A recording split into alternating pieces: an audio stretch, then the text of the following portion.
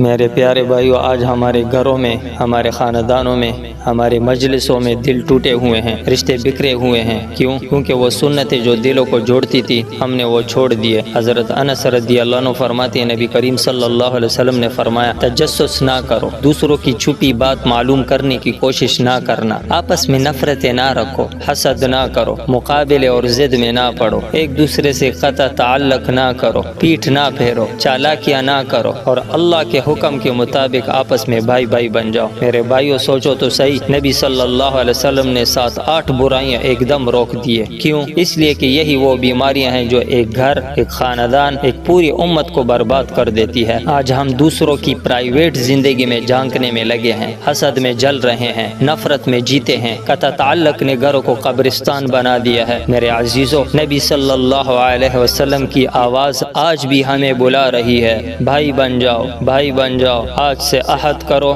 نہ حسد کریں گے، نہ نفرت، نہ بدگمانی، نہ قطع تعلق، دل صاف کریں گے اور امت کو جوڑنے والے بنیں گے۔ اللہ ہمیں سچا بھائی چارہ عطا فرمائے۔